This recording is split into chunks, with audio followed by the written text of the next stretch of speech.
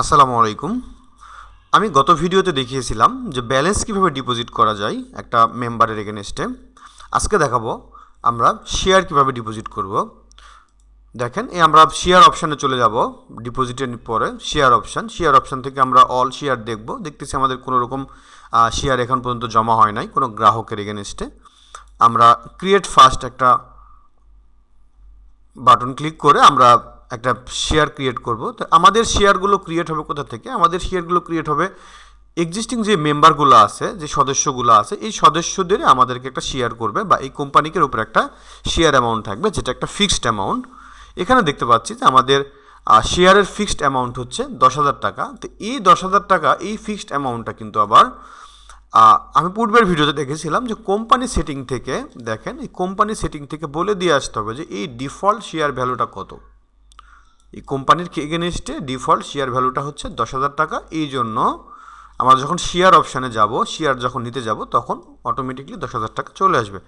চলুন আমরা একটা শেয়ার নেই। আমরা এই প্রথম গ্রাহকের শেয়ারটা নিব। আমরা এই শেয়ারটা প্রথমে কি করব, আমরা বাই করব, শেয়ারটাকে বাই করব। কতটা শেয়ার বাই করব? ধরেন আমি এটার এগেনস্টে 5টা শেয়ার বাই করব। 5টা শেয়ারের মূল্য আমাদের 10,000 টাকা করে হইলে 50,000 টাকা আমাদের টোটাল শেয়ার ভ্যালু আসতেছে।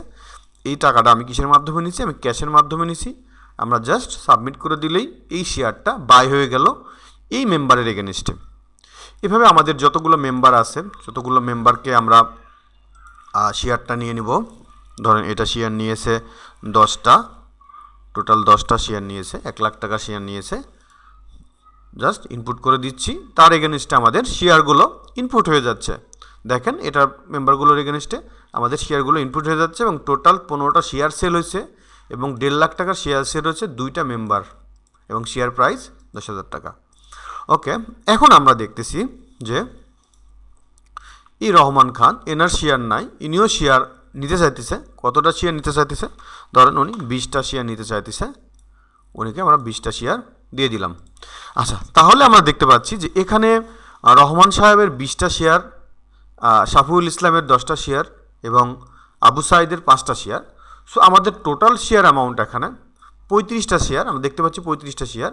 বাট এখন আমাদের আরও অপশান আছে যে একটা মেম্বারের এগেনস্টে আমরা বাই শেয়ার করতে পারি, সেল শেয়ার করতে পারি এবং ট্রান্সফার করতে পারি। আচ্ছা, এখন দেখেন আমরা এই মেম্বারের এগেনস্টে দেখেন এই রহমানের 20টা শেয়ার আছে, সে চাইতেছে আমি এই 20টা শেয়ার আমি সেল করে দিব।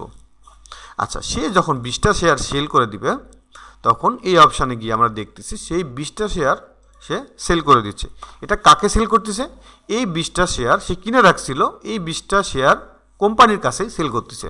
যে কোম্পানির এগেনস্টে সে ইনভেস্ট করতেছে বা যে কোম্পানির থ্রুতে ইনভেস্ট করতেছে, সেই কোম্পানির কাছে শেয়ারটা বিক্রি করে দিবে, যেই শেয়ারটা এই কোম্পানি আবার অন্যজনের কাছে সেল করে দিবে। এখন দেখেন এখানে 2টা অপশান আছে, আপনি চাইলে এই শেয়ারটাকে সেল করতে পারেন বা ট্রান্সফার করতে পারেন। ধরেন আপনার কাছে একজন মেম্বার আছে যে 20টা শেয়ার সেল করবে, আবার আরেকজন মেম্বার আছে যে 20টা শেয়ার কিনতে চাচ্ছে। তো সেক্ষেত্রে আপনি যেটা করবেন, সেক্ষেত্রে আপনি এই শেয়ারটাকে ট্রান্সফার অপশান দিবেন। আচ্ছা, এই ট্রান্সফার অপশানটাতে আমি দেখতেছি যে আমি এই মেম্বারটাকে, এই রহমান খানের 20টা শেয়ার অ্যামাউন্ট আছে, এই 20টা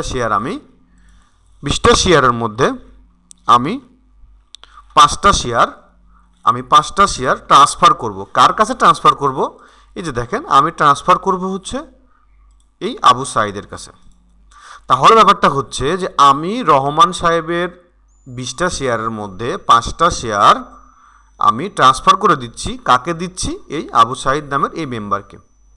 ওকে, সো এটা কীভাবে ট্রান্সফার করে দিচ্ছি? আমরা জাস্ট একটা ক্যাশের মাধ্যমে ট্রান্সফার করে দিতেছি, দিয়ে সাবমিট করে দিলেই দেখেন আব্দুর রহমান 5টা শেয়ার সে কী করলো, 5টা শেয়ার সে ট্রান্সফার করলো এবং আবু সাইদও সে কী করলো, 5টা শেয়ার ট্রান্সফার করে নিল।